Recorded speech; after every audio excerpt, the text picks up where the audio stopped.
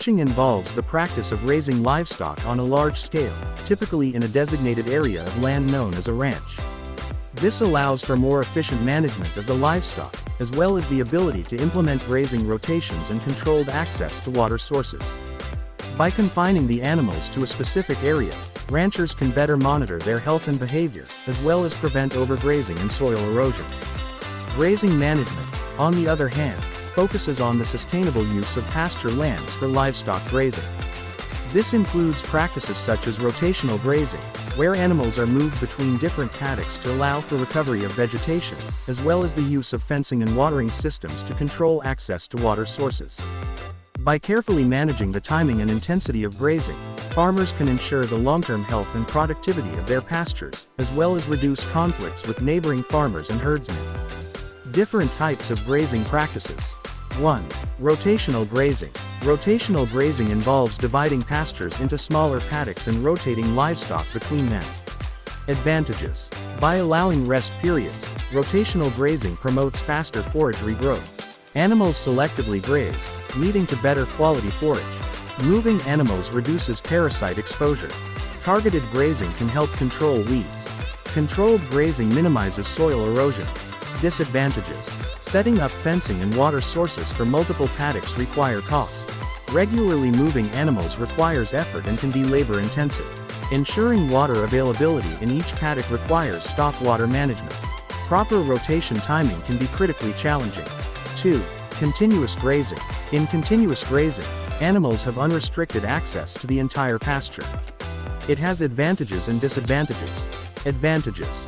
No need for frequent rotations. Subdivided paddocks are not required, hence no cost for construction. Animals graze freely, that is no cost for labor. They exhibit natural behavior that mimics wild grazing patterns. Disadvantages. Some areas get overused as a result of overgrazing, leading to poor forage quality. Other areas may be undergrazed, leading to underutilization. Lack of targeted grazing can allow weeds to spread. Continuous trampling can compact soil. 3. Strip grazing. Strip grazing involves creating narrow strips within a pasture. Animals move along these strips sequentially. Advantages. Ensures even grazing, leading to precise forage utilization. Forage conservation by minimizing waste. It allows controlled movement by allowing animals follow the strip.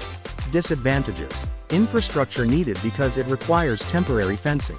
It is labor-intensive because it requires regularly adjusting the strip.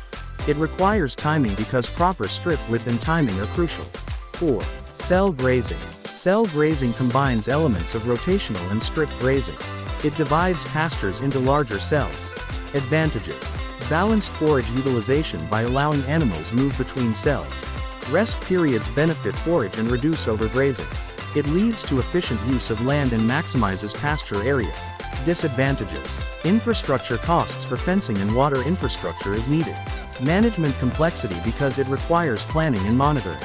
5. Adaptive grazing. Adaptive grazing adjusts strategies based on forage growth, weather, and animal needs. Advantages. Flexibility by response to changing conditions. Adjusts rotation frequency to optimize forage utilization.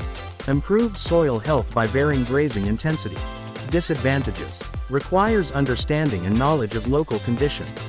Monitoring S&D regular assessment needed. One of the key benefits of ranching and grazing management is the potential to improve land productivity and biodiversity.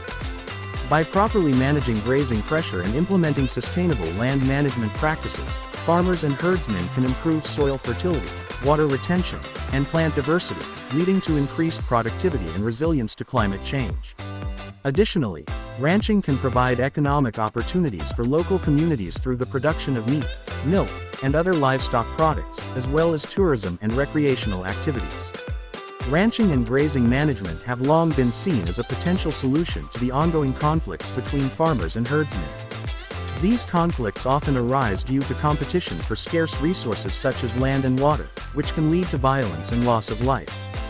By implementing effective ranching and grazing management practices, farmers and herdsmen can coexist harmoniously while also improving the productivity and sustainability of their operations. In order to successfully implement ranching and grazing management practices, it is important for farmers, herdsmen, and other stakeholders to collaborate and communicate effectively. This may involve the development of land use agreements, grazing plans, and other management strategies that take into account the needs and priorities of all parties involved. Additionally, governments and other relevant institutions can play a role in providing technical assistance, training, and financial support to help promote sustainable land management practices and reduce conflicts between farmers and herdsmen. Overall, ranching and grazing management have the potential to be a win-win solution for farmers and herdsmen, as well as for the environment and local communities.